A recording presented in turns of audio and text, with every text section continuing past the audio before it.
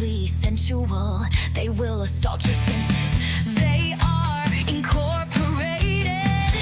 They will bend your mind, shatter your sanity, and seal your fate. Lethal Ladies Inc. Try us on for size. We will take your breath away.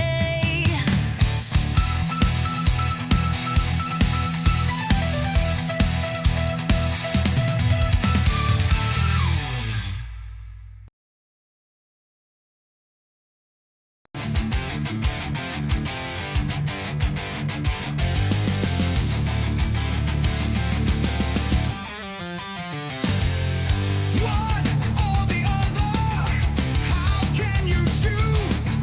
Bloodlines that matter, gore and splatter. Which is better, which is worse? Opposing views, laying it on the line. Who is right, who is wrong? Do we really care? King and queen of the horror throne, only one wears the crown. Who will bow down at the altar of royalty? The savage debate begins now. What is your final answer?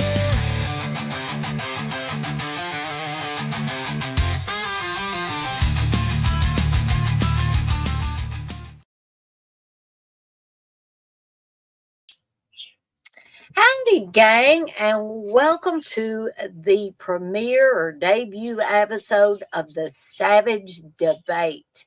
And this is going to be kind of a takeoff on the whole apples and oranges thing. If you guys and gals remember, I haven't done the apples and oranges for a long time because I just felt like that show or stream or whatever or series of streams kind of fell out of favor somewhere along the way. So I wanted to kind of spruce it up and kind of bring it back in a new form. And I'm hoping eventually people will want to join me live to debate these different topics. But that remains to be seen. You know, you don't have to. Hey, Blissful, you don't have to. You're not required to, and I will keep doing these for however long that I feel like that I can do these and make them interesting. I just felt like the apples and oranges thing was getting a little stale, and like I said, I wanted to spruce it up and kind of flip it on its ear or something like that. So tonight I'm going to be talking about the Slumber Party Massacre series or franchise versus the Sorority House Massacre series or franchise. I had been thinking about this a lot, especially since the Sorority House Massacre 4K just came out. Hey, the poet. And I thought, well, why don't I just debut the Savage Debate and talk about these two franchises? And we're going to get to that here in just a second. If somebody comes on and they want to join me, barring I'm not getting ready to get off of the stream for the night, you are welcome to join me. Just say, hey, Dana, I'd like to come on and talk about these movies with you. And I would be glad to have you. I will make sure that you get the link. So before we do that, of course, I'm going to get some housekeeping stuff out of the way, and then we'll get to these two franchises, and I will tell you what I think of each one of them, which one I prefer as it progressed. Both of these, unless I've missed one, have 3 each in their franchise. So we're going to discuss, or I'm going to discuss, unless I have somebody else on here, or you guys and gals feel free to put your opinions in the chat. If you don't necessarily want to come in live with me on the stream. But I'm going to get this housekeeping stuff out of the way, and then we're going to start discussing these two franchises. So Um, First of all, I've got a couple of Soup and Jallows put together, episode 6 and 7. I've got them put together. I will tell you, I apologize in advance that they're a little choppy. I went on a little long on both of them, so I kind of had to cut and paste type of thing. So if these are a little bit more choppy than the other episodes I did before, apologies there. But at least I'm going to get these, I'm hoping to get these 2 episodes out tonight after I'm finished with the Savage debate for tonight. So we got that coming up.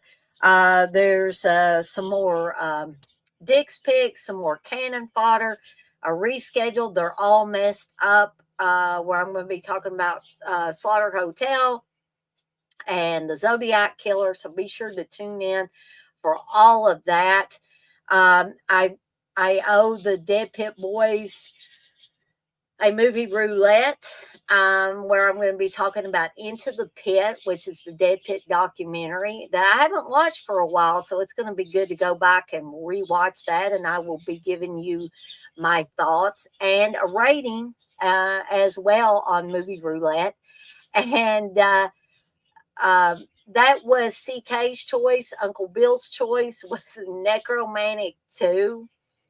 Um, yeah, but he gave $5, so I can't say no. So I can't say I'm looking forward to watching that one. But Uncle Bill, if you see this or you come in here and hear me talking about it, I am going to watch Necromantic 2, and I am going to give my thoughts on it and a rating. Also, for the movie roulette after that, Menelect has asked and has given his money. Menelect has asked me to discuss Jeepers Creepers. So for a future movie roulette, I will be watching Jeepers Creepers. I haven't seen it for many, many moons. So I'm going to go back and take a gander at that one again. And for an upcoming episode of Movie Roulette, I will be discussing that. Now, I'm trying to discuss 2 films per Movie Roulette episode. So if you're thinking about a movie that you'd like to hear my thoughts on, it can even be one I said I've hated in the past. Who knows? Maybe I'll like it this time. So all you got to do is give $5 or more super chat, and you can pick any movie for me to watch and review on an upcoming episode of Movie Roulette. Okay. I've got some new designs coming up, or that are already actually on deaditesondeck.com. My horror shop. Tell them Poe sent you. Check out the new Lethal Ladies Inc. Designs, the Poe designs, and there's more new designs for each one of these coming up. The Evil Dead Chicken Poe designs, and there's soon going to be a Stephen King, the World of Stephen King, right? Actually, design. I just total memory lapse, which I can show you guys and gals the design in case you haven't seen it. I'll send you one of the, or I'll let y'all see the vintage design, which this is the vintage design. This is the one that I think I'm going to try out on a shirt for myself. But there are a few different styles of design. But this is the World of Stephen King design that I recently came up with, and will soon be making its way to the Deadites on Deck horror shop at deaditesondeck.com. All of these shirts are $20 a piece. So if you want to pick yourself up one or more, head on over to deaditesondeck.com and check out all I've got to offer. This one will soon be making its way to the shop. Thank you, Blissful. You love this design. Yeah, I was pretty proud of this one too.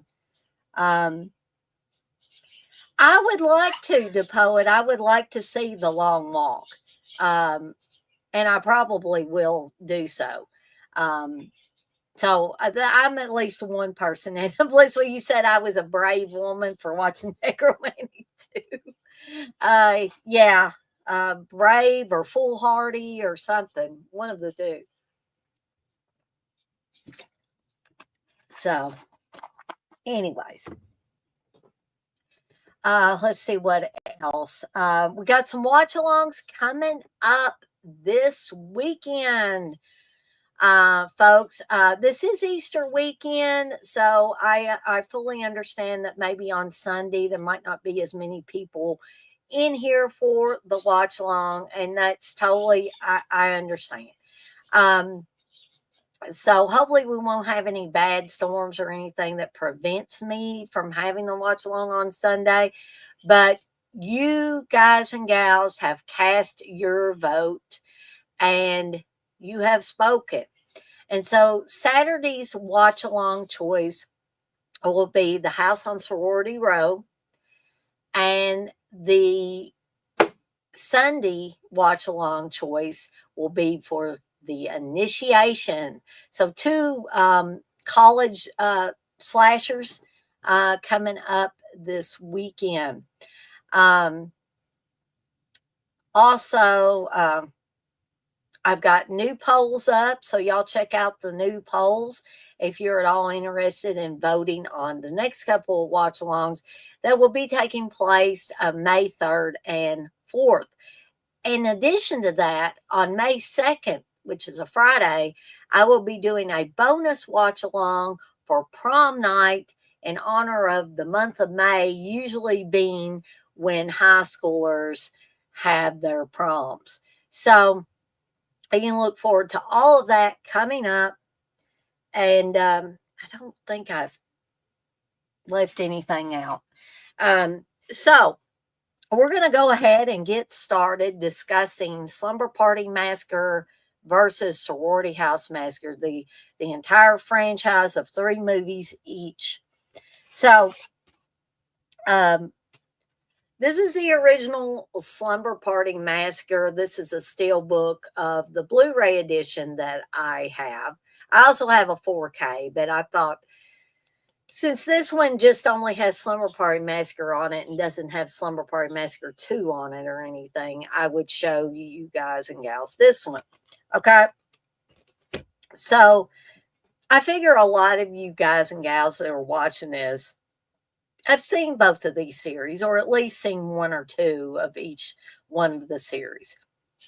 The Slumber Party Massacre is basically that. This is the movie, this is one of those types of movies that I remember seeing at the video store growing up, and it always caught my eye. And some of you might be thinking, well, Dana, don't that have scantily clad women on the VHS box with the guy with a very phallic drill? Yes, it does. But I'm a horror fan too, and I have been for many, many years. And when I see, I wasn't thinking in my youth, I wasn't really thinking, oh, scantily clad chicks. I was seeing this guy with this big drill, and I'm not trying to be dirty here. I'm saying he had a drill, and I was like, ooh, this is called Slumber Party Massacre. This guy has a drill. Ooh, I got to rent this. So I remember going to the video store with a bunch of my friends, and we were having a slumber party at one of the girls' houses. And, you know, some of us girls gravitated towards, oh, hey, we're having a slumber party. Why not watch Slumber Party Massacre? Nah, the parents nixed that one. Nah, girls, we think you're too young for that one. Okay, so I ended up having to watch that a little bit later in my own home as opposed to being my friend's home, right? That time we got to watch Jaws, which I love Jaws, but I was a little disappointed that I didn't get to watch Slumber Party Massacre. So, Slumber Party Massacre, it's exactly what the title says. Trish, one of the main girls, gets some of her friends together and says, "Hey, my parents are going out of town. I have the house to myself. Why don't you gals come over for a slumber party?" And craziness ensues.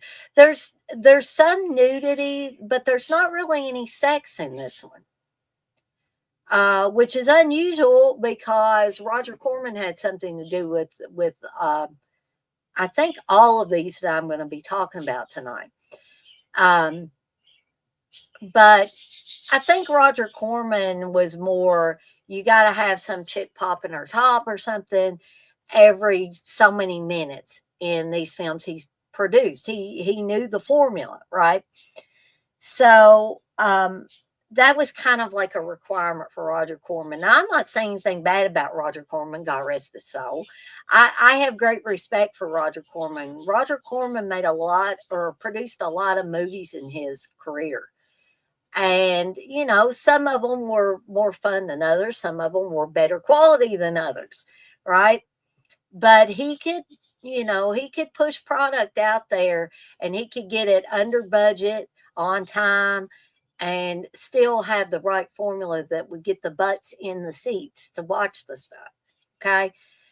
So, um, so even though there was no sex in this one, which, like I said, is unusual, but it had nudity galore, female nudity galore. Okay. So Trish invites her friends over, and they're all part of the basketball team. And I've said this before about Slumber Party Massacre. These girls were obviously not basketball players by any stretch of the imagination. And if you have seen this movie, you know exactly what I'm talking about. Near the beginning of the film, the girls are playing basketball, and that wasn't dribbling, that wasn't passing, that wasn't it just it just wasn't it. I know they weren't supposed to be professional, they were supposed to be high schoolers, but I've seen a high school basketball team, girls or guys, that played better than these girls did. But that's not what you're watching this movie for. So there's also Valerie, who is Trisha's neighbor. And Valerie is very pretty, played by Robin Rochelle or Robin Steele, who sadly died at a young age due to suicide. Um, but she was very, very beautiful, I thought, in this movie. Very striking, very beautiful. Um, and she plays Valerie.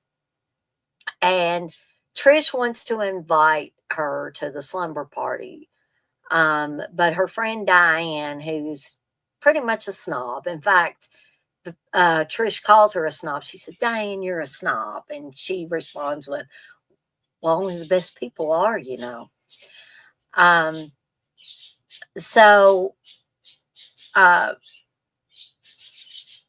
Trish says, "Well, I don't care. I'm going to ask her." Well, they're in the locker room after the basketball practice, and Valerie hears them talking, and needless to say, her feelings are hurt. So she tries to get out of the locker room real quickly. Trish comes around the corner and says, "Hey, Valerie, I'm having a few people over. Thought you might want to come over."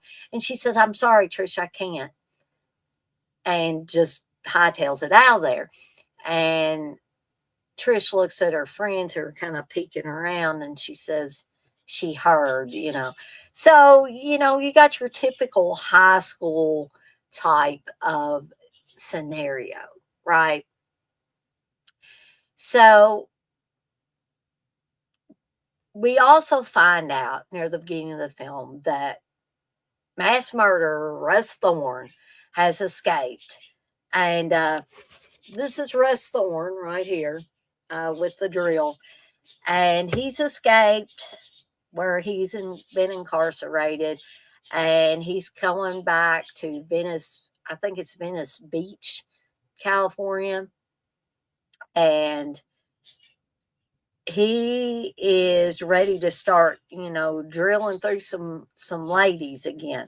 Um, Red Storm was played by Michael Valella, who I met many years ago at a Cinema Wasteland convention. Very nice person, as a lot of these guys and gals are who play, killers in slasher films. They're some of the nicest people you'd ever meet.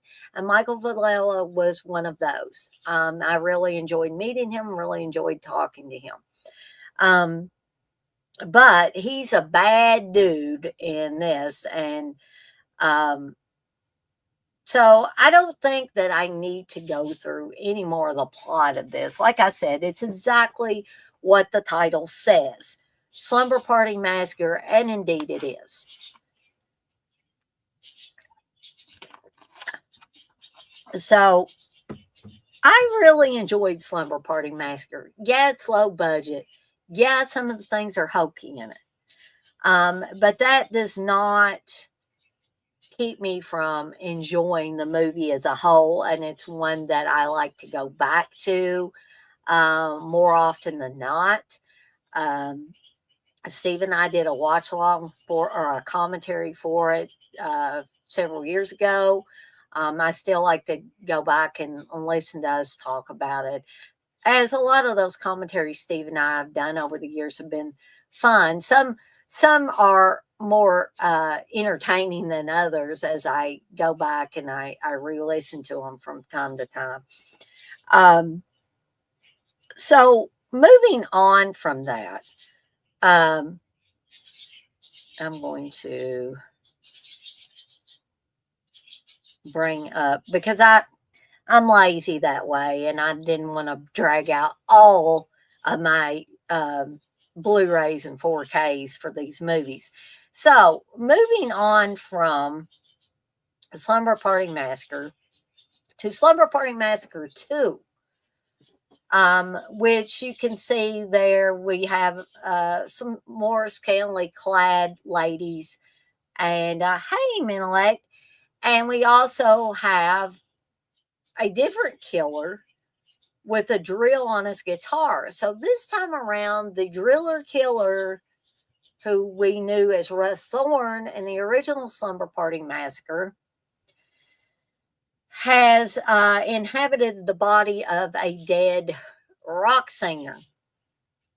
Uh, so hence the guy in the leather jacket with the guitar with the drill on it menacing these chicks here. Okay. So, yeah, this one's a little more hokey, and this tells the story of Courtney, who Courtney was Valerie's sister in the original Slumber Party Massacre, but we don't have the same girl from Slumber Party Massacre playing Courtney in this one. We get Crystal Bernard, and y'all might be thinking, if you haven't seen this movie before, you might be thinking, what in the heck? Why was Crystal Bernard playing Courtney in Slumber Party Massacre 2? I can't tell you that. Apparently, they couldn't get the other girl. So, I remember watching this way back when. But I didn't put two and two together until years and years later when I watched Wings when it was in syndication. And I love Wings. I love that show. I think it's funny and stuff, and I really, really like it. But as anybody that has watched Wings, Crystal Bernard is a main character on that sitcom. So it's fun to go back and see a younger Crystal Bernard playing the character of Courtney in Slumber Party Massacre 2. We find out that Valerie could not cope with the events of Slumber Party Massacre. And so she is in the mental hospital. And Courtney's having to deal with that. She only one of her friends knows that her sister is in a mental hospital. She doesn't want anybody else to know. Um, and her mother, instead of allowing Courtney to celebrate her birthday with her friends, wants to go visit Valerie at the mental hospital. And there is Robin Rochelle, or Robin Steele, does not play Valerie in this one either. There's another girl playing her. I'm, forgetting her name at this point in time. But um, so Courtney is not only, having to deal with all this stuff, but she's in a band with her friends, and they want to go to her friend Sheila's parents' condo to, fool around with boys and practice and just kind of have a girls' weekend. Courtney doesn't want to go see her sister in the mental hospital. She doesn't want to spend her birthday weekend doing that. And she breaks down and cries to her mom, and her mom's like, "Oh, honey, I forgot." And so she finally relents and lets Courtney go with her friends for a girls' weekend. And Courtney has also got a huge crush on one of her fellow classmates in school. And they invite him, or she invites him, to come to her friend Sheila's dad's condo for the weekend. And he says, basically, I'll try to make it, because he's feeling, romantic towards Courtney as well. Um, so anyway, not only is all of that going on, but Courtney's also having nightmares about what happened during the Slumber Party Massacre movie. And um, she's having dreams of her sister Valerie in the mental hospital saying, "Don't go all the way." And you see the the dead rock singer who's possessed by the driller killer, spinning around, playing his guitar, doing all this stuff. So some people might think that's a little goofy when the driller killer shows up as the embodiment of this dead rock star. Because he's singing, he's dancing, he's, moving his hips around and all this kind of stuff. You would just have to see it to specifically know exactly what I'm talking about. So this one is not nearly as serious as the original Slumber Party Massacre. And that's okay with me. I did not have a problem with that comedic element and the dead rock star and being inhabited by the driller killer. I thought it was a neat little take on everything. It's been compared in some ways to A Nightmare on Elm Street because Courtney's having these dreams, and then the dreams begin to take on a reality. I mean, this guy's no Freddy Krueger, but um, I just think this is a fun little diversion. I don't feel like that it had to be as serious as the first one, and you could still have a good time with it, right? So I've always liked Slumber Party Massacre 2, never had a problem with the comedic elements being added in there. And as a bonus, you get two Friday the 13th alumni um, from some of the Friday the 13th movies. Um, we have the one girl from Friday the 13th Part 5. And I'm sorry that I am forgetting. Played Robin. And I used to remember all this stuff, gang, without, having to look up this stuff. But, oh, come on now. I'll know it when I see it, and y'all probably be able to tell me before. Um, Juliet Cummins. So we've got Juliet Cummins from Friday the 13th Part 5 who played Robin. And we also have uh, a gal from Friday the 13th Part 7.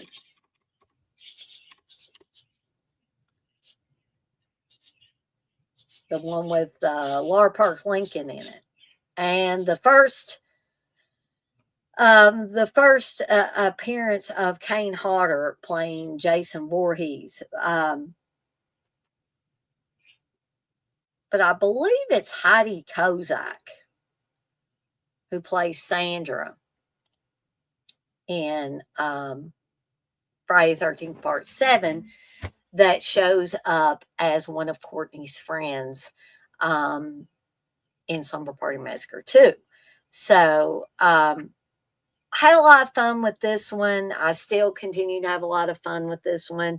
If you've seen Slumber Party Massacre and not seen Slumber Party Massacre 2, I say if you can find a for free version of this, have at it. Go watch this one. I think you will definitely have a fun time with this one. Okay, so now let's get to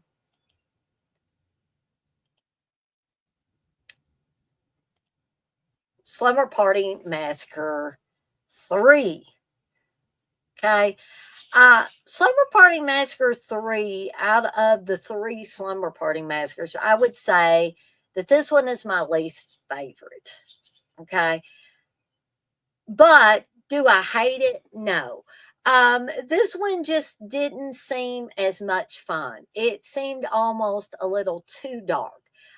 Because you're dealing with some heavy material, and I just feel like that they made a mistake in having child molestation in this, because it's definitely hinted at. And I don't want to go on and on about that because you two might not like that. But there is that element of that in this one. There is a character, Britton Fry plays the character. And if you've seen Hide and Go Shriek, you will remember Britton Fry as being one of the kids or young people that is menaced by the lover of a guy who's recently been released from prison. So I really liked Britton Fry and Hide and Go Shriek. I mean, he was a good guy. I mean, he was supposed to be a horny teenager, but he was relatively a good guy. In this, he's a very disturbed individual, and I think they kind of, you might be thinking, Dana, how can they go over the top with a horror movie? But and I'm not saying it's Britton Fry's fault. I'm just saying maybe they told him to go way, way over the top. Because I liked the subtle way, like that Michael Valella played the driller killer Russ Thorne in the original one. And I even liked the rock star driller killer because it just added a little something, funny to it before this guy kills people off. But Slumber Party Massacre 3 was just a little too dark. I mean, you had your nudity in there and stuff like that. It followed the formula pretty well. It's just that to me, the killers, I didn't really think the killer had a motive. Um, being, molested by what we learn is his uncle, I don't really know how that correlates to him killing women. Unless it's because some of these women reject him and he doesn't like it. He can't cope because of the stuff that happened when he was a boy. Um, So this one just seems like it doesn't fit with the other two. Um, but I still don't. I don't absolutely hate it, and I will watch it from time to time, just not as often as I watch Slumber Party Massacre 1 and 2. Okay. So, as a franchise, um, I think it's, 2 out of 3 that are really, really good and 1 that is semi good. Um, I that works for me. And I'm not gonna tell somebody not to watch Slumber Party Massacre 3. I mean, you might like it better than I do. So, now we're gonna move into the Sorority House Massacre series, which I just got this on 4K recently. Gave me another chance to, as if I needed a reason to rewatch and re enjoy this movie all over again. And I will be, more than likely doing the Evil Dead Chicks Excellent Movie Reviews on this release here very shortly. Excuse me, folks. Now, Sorority House Massacre is a horror movie all the way, slasher movie all the way. And I have absolutely no problems with Sorority House Massacre. Not the original one. I do not at all. Um, there are creepy elements. The main girl, I mean, it's very Halloween esque. And I think if you watch Sorority House Massacre, you will know what I'm talking about. Um, but the main girl, played by Angela O'Neill, Beth is her name in the movie.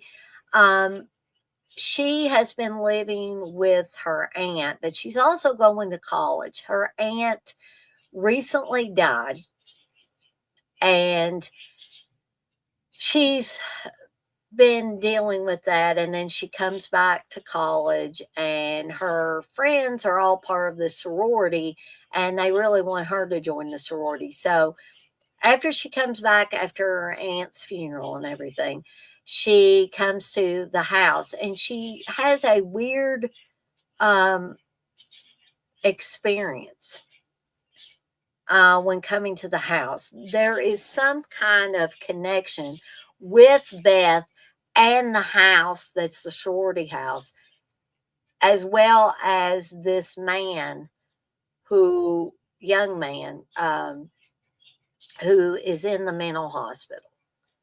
Um, And remember, I said it was very Halloween esque, and you will definitely see those Halloween elements in there. But a lot of the stuff is creepy with the dreams that Beth is having.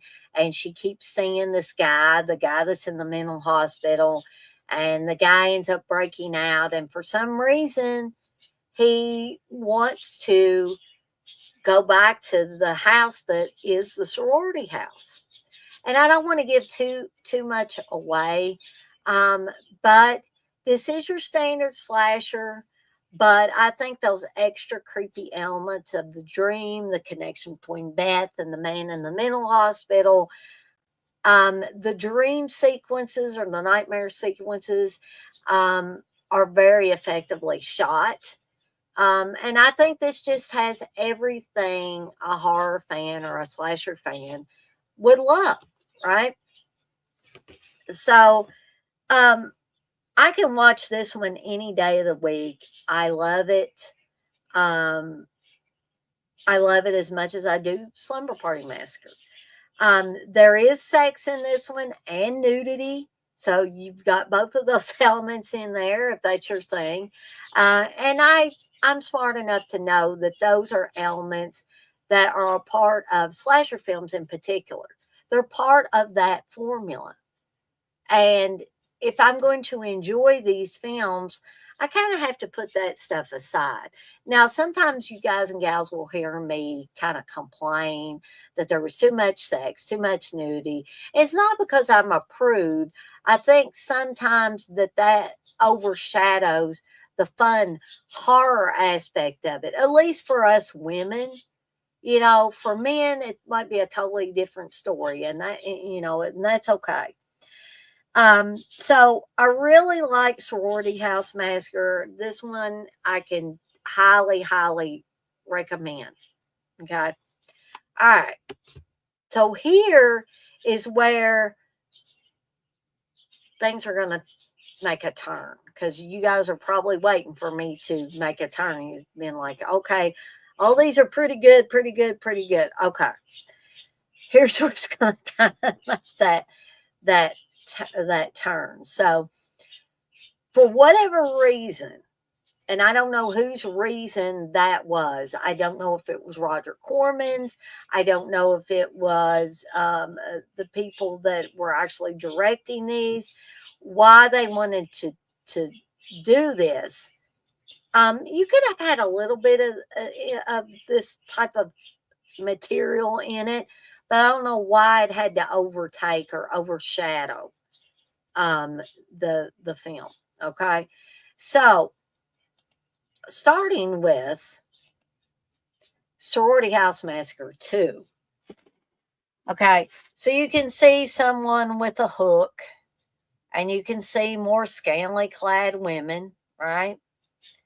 Okay, however, and again, I'm not a prude, but here's the thing.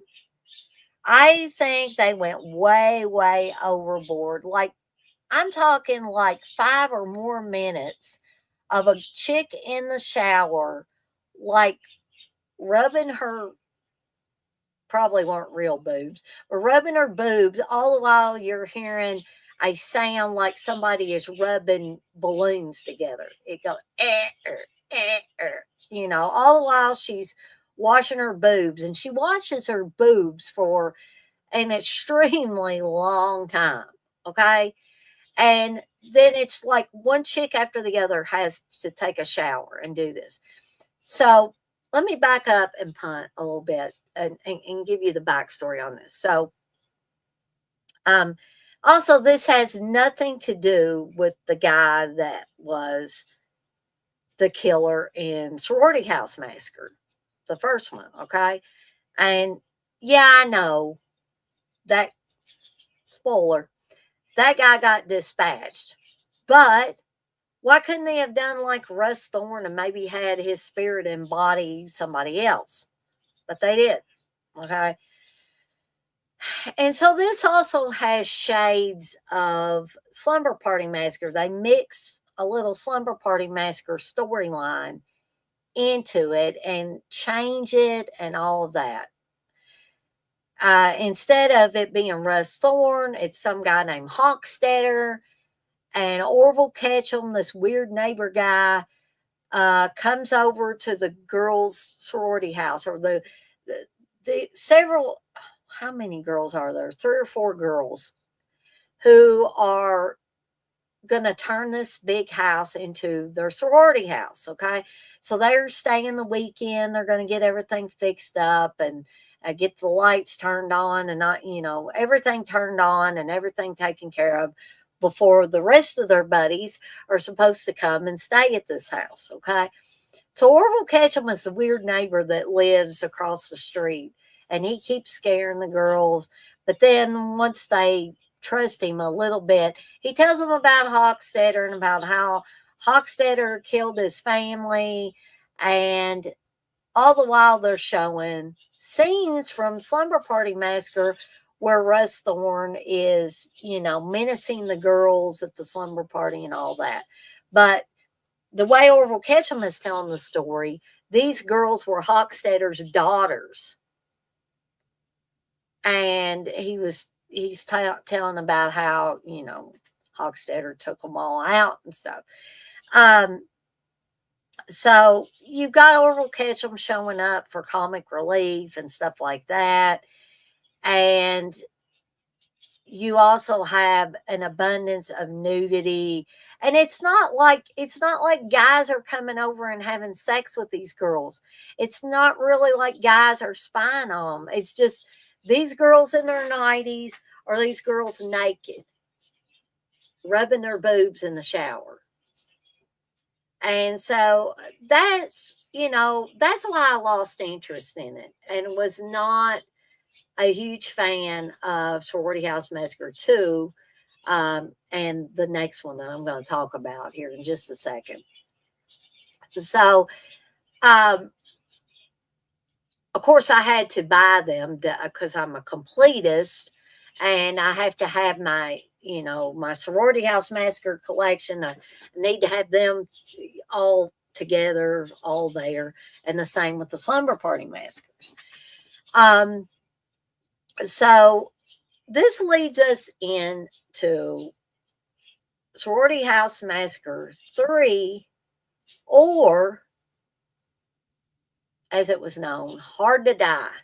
I don't even know if it was known under Sorority House Massacre 3, which made it extra confusing to a lot of people, including me, because it's basically the same girls in a different environment. They're not sorority girls, which is probably why they changed the name to Hard to Die. But it had the girls from Sorority House Massacre 2, and I guess they're fashion models or fashion something or other, and they're in a high rise.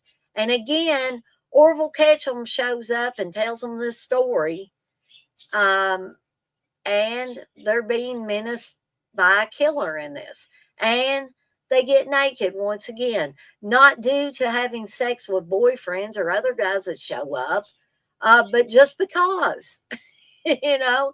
So, not really anything extra to add to Hard to Die. I mean, honestly. So,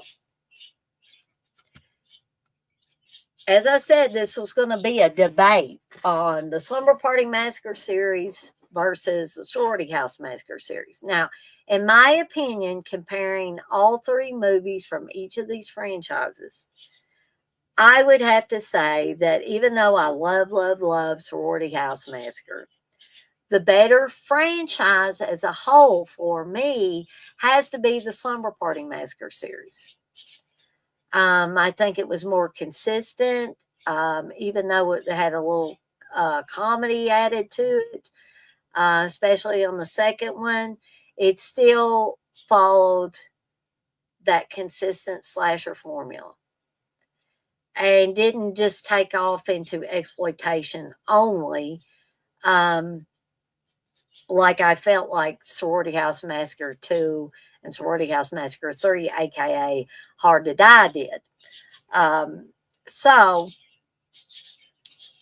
I know it took me almost an hour to get to the point of this, but I feel like that you guys and gals would rather me come on here and talk a little bit about each one of these instead of just getting on here and saying, this is the one I like best, right? So, I think that is all for me. I don't want to, just keep going on and on about it. But I hope you guys and gals have all enjoyed this first episode of the Savage Debate. There are more forthcoming, but I don't think they're going to be on Sundays every time. I just want to premiere this one on a Sunday. But I want to thank all of you that showed up and hung out in the chat with me tonight. Also, for any of you that didn't feel comfortable getting in the chat, but you were watching, because I saw a few people here and there, I thank you as well. And I also thank anybody that may watch this on the replay. And I want to remind everybody, please, if you like the content that I'm putting out and you have not subscribed, please subscribe, like, hit the notification bell so you don't miss any of the streams or videos that I put out, especially these streams. The notification bell is very handy at reminding you when live streams are coming up. So Also, if you have friends or family members that you think might enjoy the content that I'm putting out, please let them know about my channel. All of these things cost you absolutely nothing, folks. It costs you absolutely nothing to subscribe, to like, to hit the notification bell. It costs the person that you tell, hey, have you checked out Evil Dead Chick's channel? Dead Eyes on Deck. And if they say no, say, hey, I think you might be interested in this content that she's putting out. She's got all kinds of stuff on there, and you can mention specific things if you want. And again, that costs them absolutely nothing to do that. It costs you absolutely nothing to refer me to them, right? So, with all that being said, I'm off like a dirty shirt. This shirt ain't dirty, but I'm off like one. I want to remind you, as I always do, to be kind to one another and blaze that trail. Have a fantastic rest of your Sunday night, folks, and I'll see everybody next time.